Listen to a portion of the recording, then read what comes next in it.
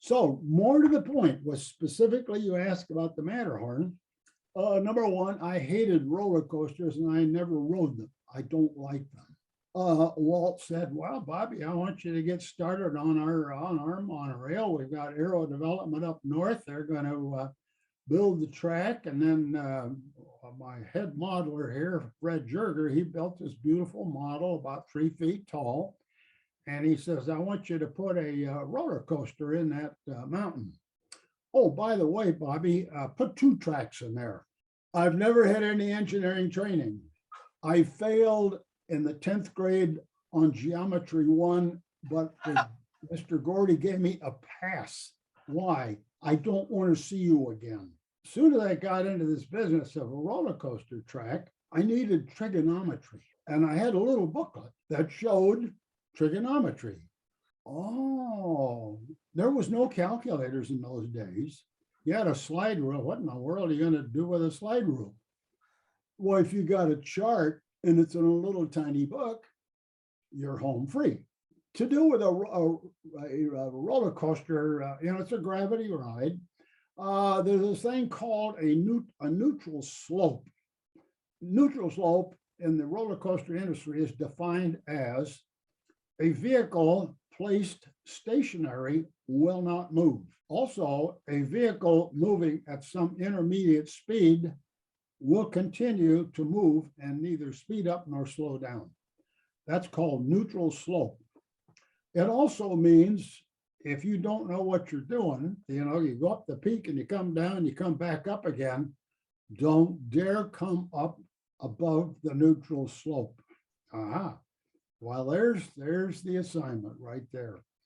Next one is, I had a long piece of paper on a long board, so I put the neutral slope on the bottom of the board, and then up on the middle of the board with pencil and compass, I twirled track around many different designs over the days to, number one, get all of the track winding around in plan view and going up and down all the dippy doodles, leaving room for the structure that would hold up the building.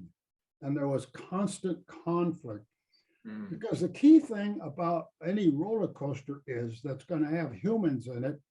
You have what's called swept volume limit. In other words, you have to assume a 95 percentile person will put his arm out and try to hit anything. Now you have this semicircle around the track reference course line. The vehicle and the passengers, you got a much bigger slug of space that's all churning around, not hitting one another and leaving room for the building. In hindsight, to do that with a pencil and paper and a compass and do it on flat paper and do it within a matter of 2 months. All right, once you face these things, you can now rearrange the track every afternoon when it doesn't work by moving the columns on the building, which have not been established by the structural engineers. They're waiting for me to tell them where the columns go to hold up the building.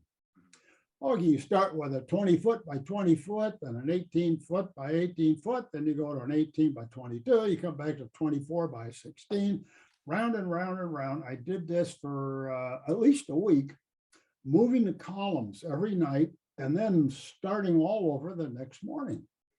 And finally, I got to a track where about 3/4 of the track had gone outside the area where there was going to be vertical columns. That meant I could tell them, okay, well, there's the columns, and then I'll keep going for the rest of the track that goes outside. So it becomes a closed loop going into the water trough, goes back to the dispatch point, ready to go up into the up the chain lift.